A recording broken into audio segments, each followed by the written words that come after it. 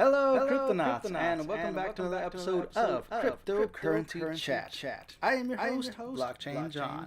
I'm here with my co-host, Mike and Jake. How's it going, you guys? Pretty good. Pretty good, man. All right. We also have Cooper Kunz and Supreme. Is it Supreme Max 67? Let's go with Max. How's it going, you guys? It's great. Excited to be on the podcast. Awesome. Great. I appreciate you being here, by the way. It took some time to put this together, but I'm happy you're here. Max, how you doing? Good. I'm excited. I'm happy you're here. Thank you. So we're gonna start off with Cooper. I'm gonna go with a little background of what I found on you on the internet. So correct me if any of this information is wrong, because this is what I found on you. Okay. So it says here. In the fall of 2018, Cooper joined a small project called Hashgraph as a software developer. Over the next few months, the public network was named Hedera and managed to secure the purchase of the Hedera.com domain.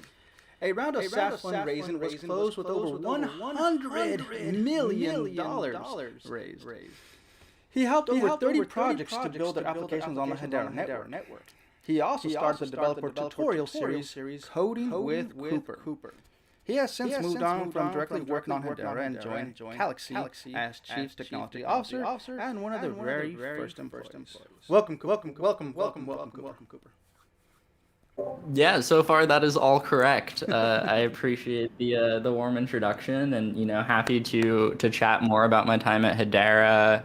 My taking my talents to Galaxy and anything else blockchain or cryptocurrency related you guys want to talk about today. Thank you. So I always every single time I have a new guest on the podcast, I always like to go a little further back to the current position right now. So let's go back in time to the moment you first heard of crypto. What was the first crypto you heard of?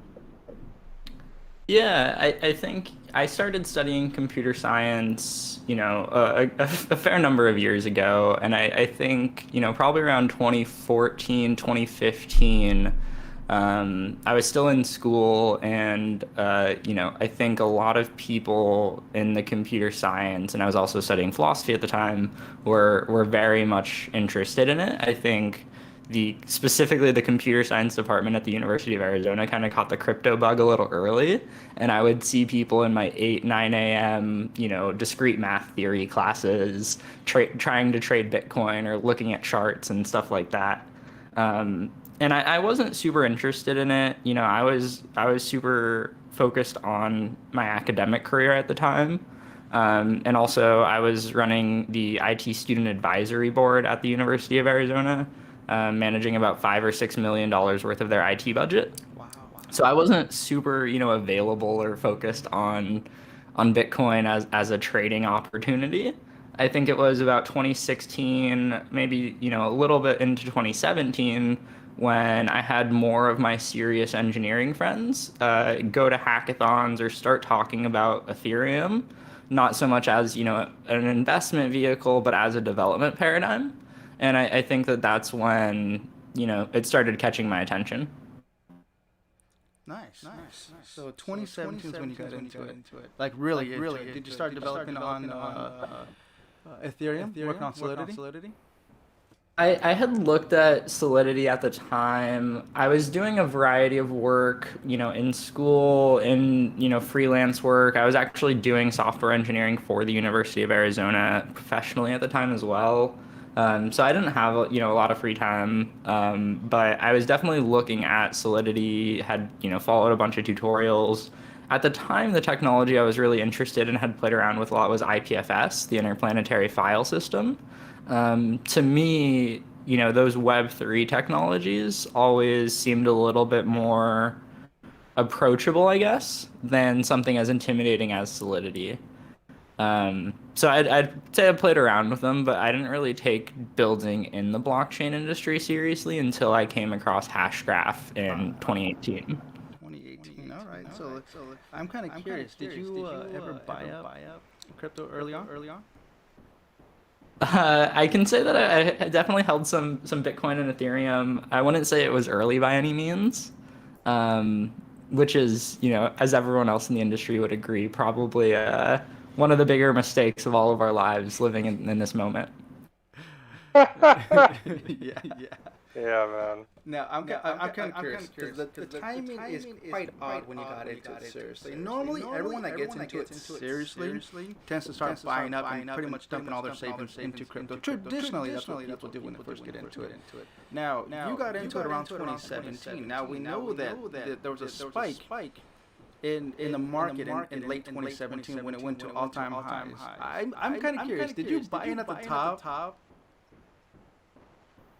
I'll be really honest, I didn't have any money to spend into crypto at the time. I think I was sleeping on my brother's couch in San Francisco and working at a nonprofit charity, building out a donations website for them.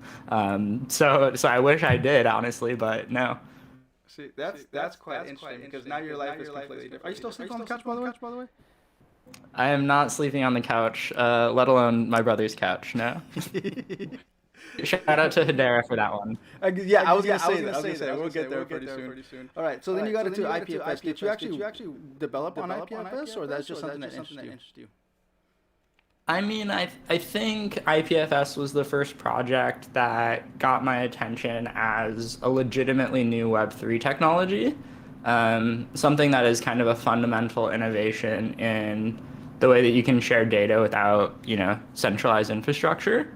The fact that if you're sharing a video in sub-Saharan Africa or a developing country and someone in the room has that video on their computer, you can get it directly off their machine quicker than you could ever get it from something like an AWS, is like, no matter who you are, no matter how much you care about cryptocurrency, that is a fundamentally interesting technology. And whether you're a computer scientist or someone just that's interested in crypto, like, that's a cool innovation. So that's kind of what got my attention. It is. I do currently host my own node, and I love it. So for the cryptonauts out there, if you don't know what IPFS is definitely check it out. Host your own node. That's and look into things like Filecoin if you're looking into incentivized versions of IPFS. Not to shill Filecoin, but it is the tokenized version of the network. I'm kind of curious. We're gonna get to a Hashgraph here. Actually, the question is before we get too deep into Hashgraph, is IPFS. Actually, that is correct, right? IPFS is integrated into Hashgraph, correct? No, IPFS isn't integrated into Hashgraph. I would say that they're extremely complementary technologies. Hedera makes sense as a anchor point and a source of truth for IPFS references, more of like a discovery mechanism for IPFS, among other interesting use cases like hosting your actual NFT content and things like that on IPFS. So I'd say they're very complementary, but not directly integrated, at least not yet. Okay. Now, Hedera obviously came through, and now you're the Hedera developer evangelist. How did that happen? Yeah, it's a good question. So obviously, based off what you read from my intro, I started my time off at Hedera doing software development. Anywhere that they needed me to in the early days as we were just getting started, I would try to help out and build some stuff. As we got, closer to launching and stood up our testnet and actually had open access, there's a lot of opportunity, and I think people could tell how excited I was about the technology and excited about the industry. And I think that in terms of software engineers in, not just the world, but in the blockchain space, I think being able to publicly communicate to both technical and non-technical audiences and be, kind of a public figure for developers isn't necessarily an easy job, especially if you consider kind of the personality traits that make up a good blockchain engineer versus the personality traits that make up a good developer evangelist. It's I would say the Venn diagram for those things is pretty small. Did you reach out to them, or did they reach out to you? The story is Christian Hasker reached out to me, and I talked to Christian, and Christian ended up bringing me on board to the project. So shout out to Christian, and very grateful. I would say I owe most of my career so far to him and to my brother, who's also on the team at Hedera, actually. But after we launched open access, we really needed ways to get in front of core developer audiences to run trainings and do all those things. And I was one of the most familiar people with Hashgraph as a platform at the time, and had a personality where I could go talk on stage and not be terrified in front of 1,000 people, and so that's kind of how I ended up in that role. Awesome. You did say that your brother's into Hedera. Who's your brother? Yeah, my brother is actually on the Hedera team as well. His name's Kunz. He's on the product marketing team, and reports to Christian. You can probably find him on Twitter, or writing some of the case studies that you might be seeing on the website. Okay, nice. So have you ever met Max? We have Max here with us. And Max is the first guy that I really got an opportunity to talk to in regards to Hedera. He's the one that really broke it down to me. And even though you spent so many hours talking about it, I still don't really understand it, to be honest. It's a very complicated piece of technology. I have not had the opportunity to meet Max, but I feel like we've been in the Discord and Telegram and YouTube trenches together for years at this point. Yes, we've exchanged a couple of words there. Unlike most people in the Discord for Hedera, I'm not a developer. Some people realize that over time. I can look a little bit of line code and understand what it is, but I haven't touched any line codes for decades. But even though I couldn't fully understand what Cooper was doing, I could feel his energy when he was talking to the community. I could see it in other developers. Cooper,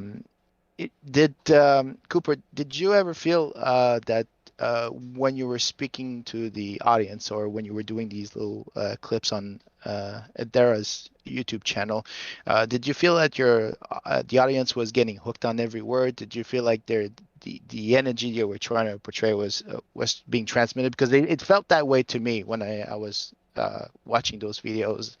But how did you feel? How did you feel these videos were going when you were describing how to program for a specific service on Hedera? Yeah, the videos is a good question, and I'm glad that they came across that way, and it was kind of palpable in terms of my excitement and how I feel about the technology. I think when you're doing those things, you really want to make it about how you use the technology and consider where the people watching it are in terms of their context and their adoption of the technology. Like, are people that are watching this already sold on Hedera and just want to find out how to integrate it? Or is it, more so an audience that needs to be sold a little bit on why this is a superior or alternative technology? And so I think that was one of the many things that I always struggled in general with putting out content for Hedera is, who is that audience? Is it an enterprise solutions blockchain architect at YPro who already knows what Hedera is and just needs to figure out how to add in the APIs? Or is it someone at, a small startup or in the crypto community who's never, tried building on Hedera or doesn't even really know who it is? In addition to not, being able to, always struggling to identify a target audience that's effective, I think it was difficult too because Hedera moves so fast. I could, record a tutorial video at the beginning of the month, and if I don't edit it and publish it and get it reviewed and, edited and stuff and published by the end of the month, the entire SDK and network could be updated. And then, obviously that's an issue as well. So timing was always fun, especially because these weren't, the videos were never the focus of my job at Hedera necessarily. I was always doing things in the background, and those were kind of just things that I could put out when I could. I think they were helpful. John asked me if I had a question. That wasn't my question, but John asked me if I had a question. I had only one question because you were saying Hedera is moving so fast. My question was going to be where do you see Hedera in 10 years? Because if we're looking backwards 10 years ago, with 2011, Lehman wasn't really working on Hashgraph or anything remotely close, or trying to address the blockchain dilemma. But 10 years from now, we haven't done 10 years with this technology, but 10 years from now, where do you see Hedera? And it's fine if you want to include the Galaxy's relationship in there. I'd love to get your input. Yeah, I think I'll avoid talking about Galaxy in context of this question, and we can talk about it a little bit more later in the podcast. 10 years is so difficult, right? Like, I feel like we're just 10 years into the entire industry, and not, not even that, with Bitcoin launching in 2013. So, I'll do my best to speculate, but I think anyone who's being like, yeah, I know what the world's going to look like in 10 years is probably lying to you. And anyone who says that I know what crypto is going to look like in 10 years is definitely lying to you. These things are moving so quickly, and, who would have thought the president of El Salvador would be on Twitter Spaces, like, on one hand, accepting Bitcoin as a currency alternative, but also saying it's not de-dollarization of the US dollar. So, I think the world is moving quicker than anyone realizes and anyone expects. I think, obviously, in 10 years, no one on the current Hedera Governing Council, besides Swirlds, will still be on the Hedera Governing Council. It's written into the rules of the network. So I think that we'll see an entire turnover within that span. Even if someone came on board, right now, they would be out by 2031. Not 2031, that's 10 years from now, 2026, 2027. So, like, even the members we're recruiting right now won't be there in 10 years. I would love to assume that the entire 39 companies would be on board. I think within 10 years we'll get to not only community ran nodes, but also local public community nodes, anonymous community nodes. I think we'll have full implementations of staking, of sharding. I think that, I think the main trend, at least the macro trend that we're seeing is, central bank digital currency adoption is coming, and it's coming quickly. And I think, obviously, I don't need to convince the people on this podcast, but Hedera has a very compelling offering in that space. So, I wouldn't be surprised, whether that's on Hedera or not, to see, dozens and dozens of central bank digital currencies coming out within the next decade. Maybe even just the next few years. And I think that if you are looking at, potentially public or hybrid-like solutions, Hedera is the obvious choice. And so, I say that because I think Hedera is very likely a top 10 or top 5 project in the blockchain industry, irrespective of how I personally feel about it or choose to use it. I think that that's kind of just a fact that will become true over the next 10 years and feel very, very obvious in hindsight. Yeah, it definitely gave that good feeling the first moment I saw the Hashgraph technology, before they even made an announcement of public. I knew their roadmap before they were gonna say it. This is gonna go public. I'm sure of it. And 5 months later, they did that New York event. Man, what a crazy road so far. It's been. I don't want to hug the spot. I'm sure someone else has questions. Yeah, what's interesting, Cooper? We're at that point now that Hedera. This is organic people coming in from the public that doesn't know anything about crypto and literally getting into Hedera. I've literally spoken to people and tried to understand where they're coming from. And there's some people out there that I've had conversations with that don't know what blockchain is, doesn't know what that side of crypto is at all, but is developing on Hedera. They came into Hedera, they're developing on Hedera, don't know nothing about blockchain, but know about Hedera. That's fascinating. That's fascinating just to meet people out there and just talk to them about that. Like, you don't know blockchain? Like, no, I just got into it about a year ago and already developing on Hedera and producing services. Like, wow, that's fascinating. That's where we're at right now with Hedera. That's amazing. Did you know that? Yeah, it's fascinating. I think if you haven't looked into blockchain at large at this point, it's kind of a choice, and you probably have your head in the sand a little bit, and it's an interesting career strategic decision. But it's definitely possible that we see kind of a categorical leap from blockchains as viable enterprise infrastructure to moving to things like distributed ledgers in general. I wouldn't put that past the IBMs of the world to rebrand, move into their cloud infrastructure, and sell very effectively. Here's a definition I want to bring up to you in regards to hash.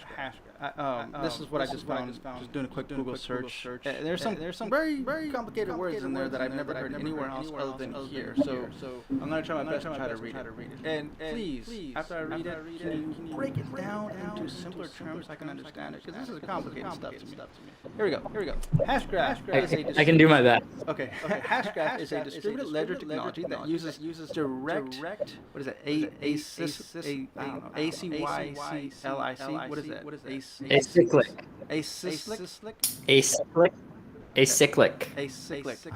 Acyclic graphs to create an asynchronous Byzantine fault-tolerant consensus algorithm. The Hashgraph technology is currently patented, which is awesome. And the only authorized ledger is Hedera Hashgraph. That is awesome.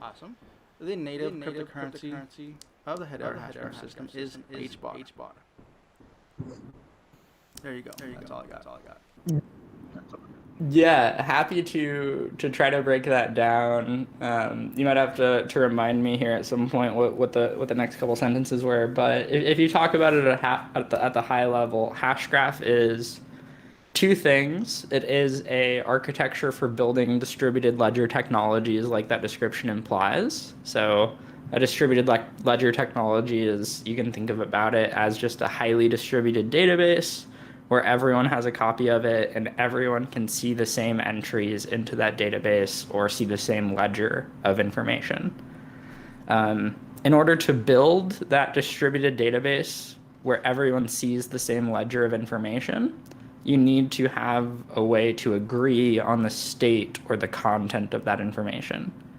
And that's where the second half of Hashgraph comes in. It's not only an architecture for building that type of distributed ledger, it's also a consensus algorithm, which in a consensus algorithm is simply just a program that determines the state or the content of that ledger and the order in which it gets added to the ledger. So on one hand, Hashgraph is a standard, you could say, for storing information in a distributed database or a distributed ledger. And it's also the mechanism or program by which you can get the content into that ledger in a consistent way. And so that's what Hashgraph is at the 10,000 foot view. If you want to know how Hashgraph actually does that and why it's interesting and why it's not a blockchain, it's because it's built on what's called a DAG, or a directed acyclic graph. Graphs are one of the most common data structures in computer science. They're just a very rich format for expressing and sharing information. And specifically, a directed graph means that it's growing in one direction over time. You can have graphs that are kind of like amorphous growths of like social networks. You can think of a social graph growing over time, and that can grow in any direction, right? But a hash graph or a directed graph can only grow in one direction, and usually that direction reflects the time that has passed. And it's acyclic because you can have cyclical graphs that can point backwards to themselves and create loops within that. A graph you can consider a social network where you're drawing a graph from your friends and you can draw a loop back to you because you're part of their social network. But if you're representing an acyclic graph, that means it can't point backwards in time. It can't point backwards on itself and be, self-referential in that sense. So you have a data structure growing one directionally over time that can't point backwards on itself. And Lehman has came up with some wonderful innovations, like truly pure innovations in computer science.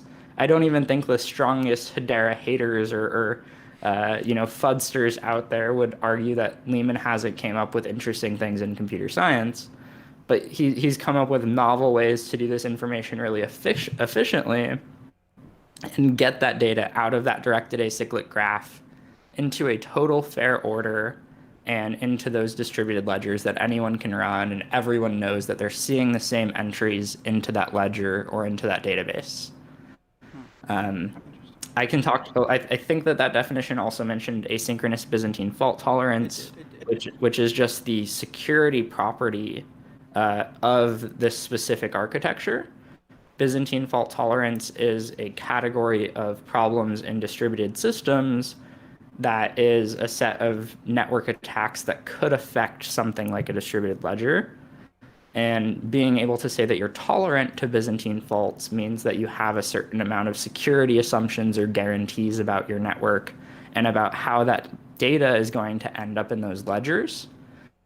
And being able to say that you're not just Byzantine fault tolerant, but a step beyond that, and saying that you're asynchronous Byzantine fault tolerant is a whole other assumptions about the attacks that you can withstand that don't have any constraints about the times or the durations of those attacks. So that is more just a kind of blanket statement that is a formal definition of the security of the system. So, obviously there's a lot to break down there, but hopefully that's a little bit more helpful than the computer science definition that they provide. Yeah, thank you. So in regards to the security on Hedera, I'm kind of curious. How secure? If I'm a person looking out inwards into Hedera, there's always that question: is it 1% resistance, or as Dr. Lima said, 30% resistance per se? And the reason I ask that because the way I see it is currently it is a distributed ledger, but there's a limited amount of people, or should I say companies, that are allowed to host that ledger. So being a limited amount of servers hosting this ledger only means that someone else out there just needs to pump more hashes to more or less split it in three ways and create a 51% attack. Does that work? Does it work that way, the way I'm thinking about it? Not necessarily. It's not that simple. At the high level, Lehman is obviously right. It is subject to a quote-unquote 33% attack, which is just a more honest term for a 51% attack. The reality is that the weight of that 33% is determined off the stake associated and verified against your public key of your node. So even if, random nodes did come online to the network and start pumping fake hashes in there, unless a supermajority of the network had previously agreed that you actually have valid stake, those hashes are meaningless. So you do have to get, not sign off necessarily, but you have to get prior state validated by a supermajority of the network for your impact to be valid at all. And so, unless someone can convince a supermajority of the network that you actually have at least 33% of the tokens and a valid IP address, and you have a valid public key associated with those things, you're not going to be able to effectively attack the network at that angle. There's obviously other things such as DDoS attacks, botnet attacks, different types of spam that can flood networks, but that's not unique to Hedera or, anything else in the world. So there's a chance. Got it. I mean, the reality is that anyone could spam any of these networks. I think Hedera and DAG-based DLTs are a little bit differently from the fact that they don't have a mempool of transactions kind of just floating there, that you might have to do things like increase the fees to prevent spam attacks if they're really, really that bad, or just kind of ride them out and let attackers pay you hundreds of thousands of dollars in HBAR. Maybe that's kind of the point. But yeah, definitely not the types of attack you're considering, which are traditional 51% attacks or things that would theoretically prevent or result in a reorganization of the network. Okay, so let's say that it does. Just worst case scenario, it does happen in the future. Sometime in the future, it does end up happening. Is there a way to reverse this chain and go back prior to the before the attack happened? I mean, practically, yes. It'd be like a hard fork of things like we saw with Ethereum Classic and Ethereum. It would be up to, the network, the entire council, to determine a point in history in which they're comfortable going back to. I think there's a lot of philosophical reasons that would have to be a pretty bad attack for them to do so. Right. I'm just curious, how does that work? I understand the whole philosophical reasons. So how it would work how it would work in terms of practicality is they would basically take a state proof at any given time, which would give you the entities and all the balances, the entire state of the network you could get in one state proof. And what you could do is you could basically just regenesis a new network with that state proof being the initial state of your network. It actually wouldn't be that hard. It'd be philosophically difficult to be like, oh, they have this whole immutable network, but as long as a majority of them want to reset it, they can. But I think you see things with, IOTA was down for like 2 months last year or 2 years ago. I don't remember when that was, but like, as soon as IOTA was down for 2 months and they launched again, their token price actually skyrocketed. I want to say it went up like 30x, which makes no sense.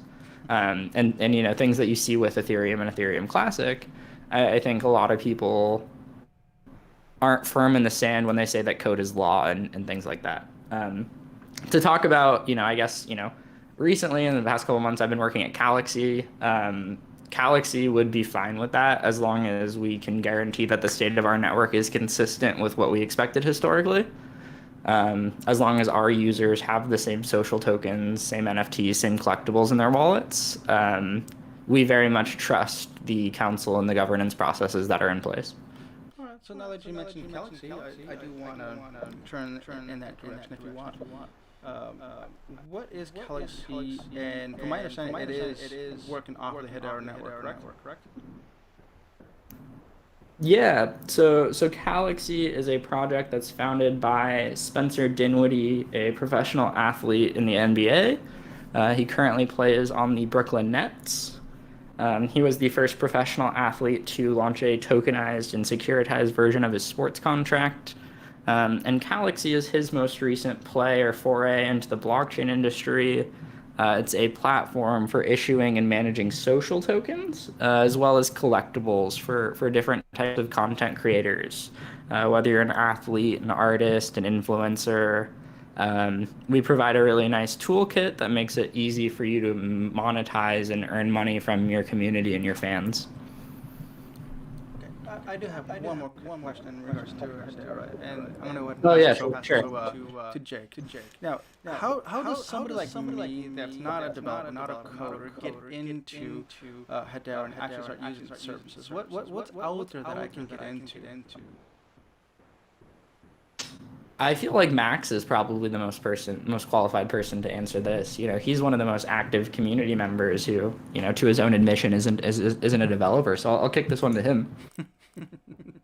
Max, sorry, could you ask that question again? So the question is, somebody like me that's not a developer, how do I get into Hedera and use its services?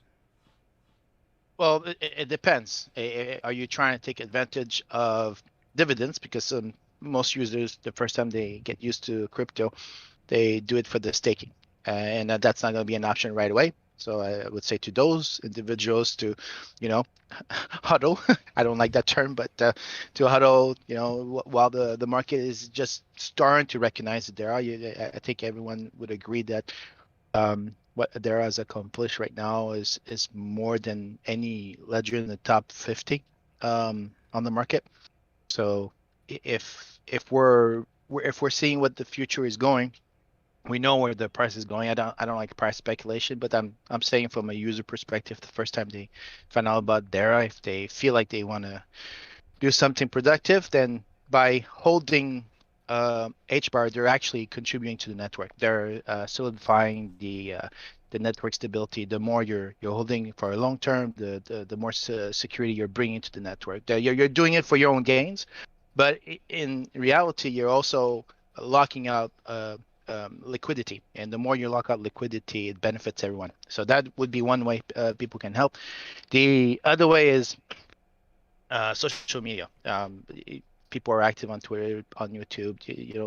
They just own their strength, and if they need to, they do these random interviews with people that they've dealt directly with the project, get a better understanding. I'd say that would be my suggestion as well. If they wanna get more involved, it would benefit them. Who knows? Maybe they'll find out that they do want to make something on Hedera, or they just want to be a user that's locking away HBAR for, in my case, for 20 years plus. But that's the way I'm contributing. Awesome. The YouTube community and locking away as much as possible HBAR so that it provides scarcity and security to the network. All right, thank you. Jake?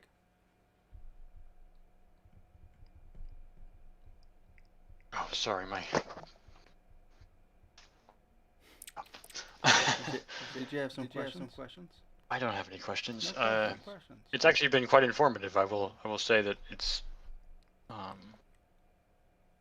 knew that HBAR was important, not just for the reasons that people had listed, the speed of the network and whatnot, but because it can't just solve one thing. You can't just beat ETH at its worst game. You have to be more than just that. And after listening to all this input, not just from Max, but Coop's obviously got a really good idea, having worked directly on the project. I'm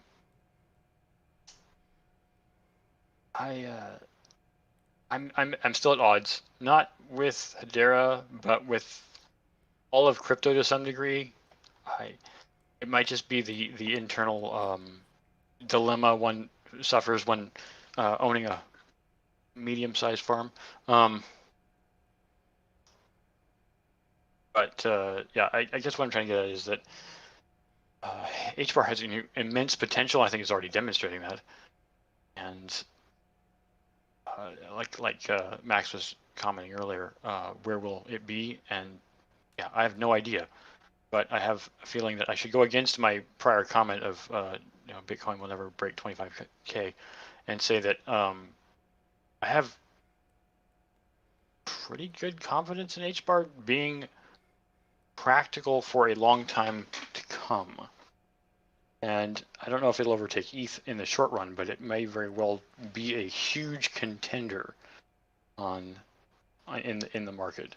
It still feels like, Koopy said Lehman kind of, or actually no, I think John was the one that commented that HBAR pretty much started in 2012 as a concept, but it hasn't really. It's only just now taking form. It's been practical. How long would you say? I don't know the history of it. How long is HBAR been on the market? HBAR was first listed September of 2019. Okay, so it's been very recent, relatively, 2 years. I feel like it's still in its early days, very early days. It's gone up a lot in price lately, but I think its potential has yet to have blossomed fully. Yeah, I think that's true for the entire industry, right? If you think about how long it took for the internet to mature, for modern databases to mature, for Web 2 to mature, it is reasonable to expect that it will take as long, if not longer, for these systems to mature, especially because things like the internet and Web 2 could be stood up without, relative disruption to legacy business models and to legacy infrastructure. But when we're talking about, the world adopting Web 3, that really is the replacement of existing financial institutions, moving to things like decentralized finance, moving to things like decentralized identity. And that does require replacing legacy systems and infrastructure and, almost a larger societal shift than moving things initially to the internet. Right. So, it's very much worth considering, how long did it take to stand up the systems, and how long is it going to take us to replace them? Yeah. Then I guess maybe more to Max's question, and in my answer to Max's question is that we might not really see the maturity of HBAR for 5+ years. True maturity, where society recognizes the value, and it's no longer just that wisp on the wind where people just like, maybe heard of it once, but don't really know what it does and have no clue as to its utility. Yeah, I mean, a lot of people still don't know that most of Amazon's businesses is predicated on cloud and web services, right? Like, most people are just like, damn, they're really good at shipping me stuff for cheap. Like, exactly. Like, no, people just don't know that. There's an analogy a friend of mine gave 20 years ago about who gets to see what when. He says most things hit California first, and then if they don't already hit New York at the same time, it's going to be shortly thereafter within a few months. The rest of what's called flyover country, not necessarily Texas, but I mean you're in the middle of it. They don't really get it. They're on shade Boston over here for us, and yeah. Hedera being based out of Dallas. Yeah, the rest of the country doesn't really get I would say more like anything more, not Austin. I'm going to pull Austin out of there, but anything that's not tech-enabled, it doesn't really get it for another 18 months. And that seems to be the averagely accurate statement. That California gets it, New York gets it, and then the rest of the country gets it a year and a half later. And with depending upon how techy the thing is, it could be even longer. So. Yeah, I think in terms of innovation, you're not wrong there. I think the caveat is we're seeing a lot of specific states stand up great regulatory environments, specifically Wyoming. I think Denver has done a fantastic job, and Colorado in general. I think you see things like Texas actually just announced a charter where Texas chartered banks have to accept crypto businesses in Bitcoin now. So I think that there are kind of pockets of at least regulatory innovation or places that are seeing opportunities to kind of nurture this newfound industry. I wouldn't be surprised if we see similar things coming out of Miami, making it kind of a crypto haven, just based off of Suarez and the hype there. But yeah, I mean, that totally makes a lot of sense. I do only have about 10 more minutes that I'm able to hang out on the podcast. Would love to answer any questions or, talk about Galaxy at all. We did recently announce, our initial group of 4 advisors, which I was really excited about. Among them was Roham, the CEO and founder of Dapper Labs, the company behind CryptoKitties and NBA Top Shot. We had Raul, a friend of mine and member of the Hedera community that's working at Blue Sky, one of maybe 10 or 15 researchers in the world working on Blue Sky. Chad Richmond is the senior legal counsel at the Center Consortium, the project that Coinbase started to actually launch USDC, US dollar coin. And Adrian Lai is the CEO of APAC-based Liquify, a securitizations portal. So I thought that was some pretty exciting news. But yeah, happy to be on again. Happy to be on the podcast, and it's great to chat with all you and put some voices to names. I appreciate you being here. Appreciate you being here. Anyone else have any last questions before we wrap this up? Nope. Perfect. Love it. All right. Cooper, Max, Jake, Mike, thank you for being on the podcast. With that said, Jack Saxon Huddle.